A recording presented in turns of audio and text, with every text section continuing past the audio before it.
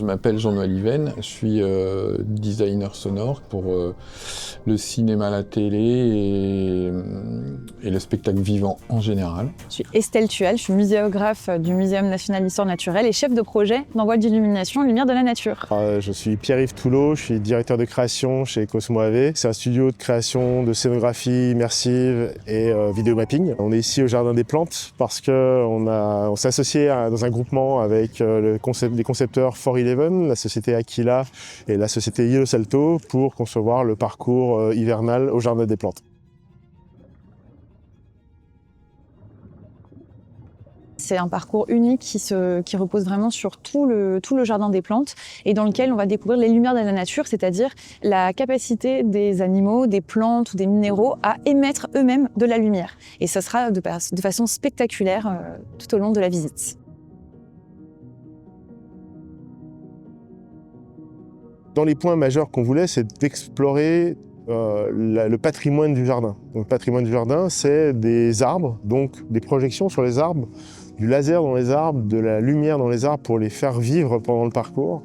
C'est des bâtiments très fameux, très célèbres, comme la Grande Galerie de l'Évolution, sur lequel on a choisi de faire un vidéomapping de 6 minutes qui révèle à la fois effectivement un thème scientifique, mais aussi le bâtiment lui-même qui avait été très peu vu jusque-là de manière nocturne. On a comme autre dispositif des hologrammes, entre guillemets, c'est-à-dire des holophanes à base d'hélices LED, des hologrammes sur des tulles spéciaux. On a aussi des projections sur des panneaux de projection augmentée. On a 2 sites d'interactivité pour interagir de manière un peu large avec le public qui passe dans le jardin. On a du laser beaucoup sur 2 installations, beaucoup évidemment d'éclairage, de son avec des dispositifs sonores très immersifs qui exploitent toutes les possibilités de mixage possibles dans un parcours normalement plutôt intérieur et là qu'on a mis à l'extérieur comme de la WFS, des 5.1, 7.1, 8.1 pour immerger le public.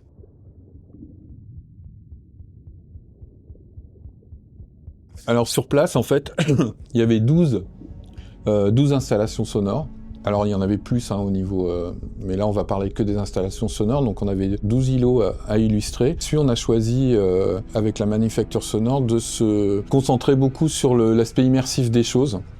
Et donc on s'est beaucoup appuyé sur un dispositif en WFS, qui est donc la reconstitution de ce qu'on appelle un front d'onde, c'est-à-dire en gros ce qu'on peut entendre à divers endroits, et reconstitué par une multitude de haut-parleurs. C'était ça qui était intéressant dans le WFS évidemment, c'est qu'on entend à peu près la même chose partout, et qu'on a surtout, comme dans la Grande Serre par exemple, qui fait 50 mètres de long, eh bien, on avait un point tous les 4 mètres, et ce qui permettait d'entendre à peu près la même chose sur les 50 mètres, ce qui est assez étonnant, quoi. Sur place, on est vraiment pris par la scénographie, enfin la sonographie, et voilà, c'est assez surprenant, et je crois que c'est ce qui a bien plu aussi à nos partenaires.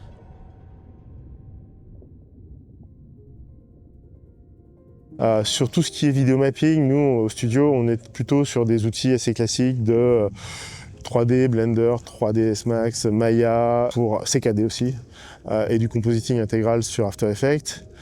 Du Houdini aussi pour des choses très spécifiques comme l'animation des espèces, puisqu'il est question dans ce parcours de voir beaucoup d'espèces, surtout marines par exemple, et que pour ça on a besoin d'outils comme Houdini qui nous permettent de faire ce type d'animation. La diffusion, elle s'est répartie sur 2 types de produits, Modulopi sur une partie serveur et MadMapper sur une autre partie, qui nous a permis d'être souple sur du génératif de contenu, sur des bandes de LED mélangées à du mapping, des holophanes et du son intégré. Alors le contrôle, c'est quelque chose d'assez particulier ici. Ce qui a été mis en place, c'est un contrôle réseau intégral, à la fois pour le son, pour la lumière et pour la vidéo. Donc c'est-à-dire de n'importe quel point du site, on peut, depuis la régie, router un son particulier qui vient d'un autre serveur. On peut router de la vidéo sur un autre vidéoprojecteur et contrôler l'intégralité de la lumière depuis n'importe quel point en se branchant en réseau, puisque c'est un réseau grand mât centralisé.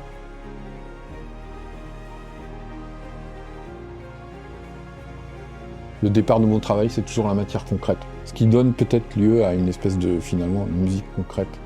Ce qui me rattache un peu à ma première formation de compositeur, où je dis souvent que j'écris le son comme j'écrirais de la musique, et j'écris de la musique comme j'écrirais du son.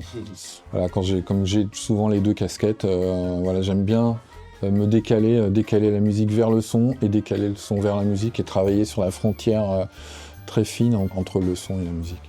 La première étape, ça a été de me faire ouvrir la sonothèque du musée. Donc j'ai pu aller écouter, télécharger pas mal de matière, et toujours en référence évidemment avec les demandes du musée, et surtout les références scientifiques, parce qu'il n'était pas question de mettre des animaux au mauvais endroit, de la mauvaise région, du mauvais type, voilà.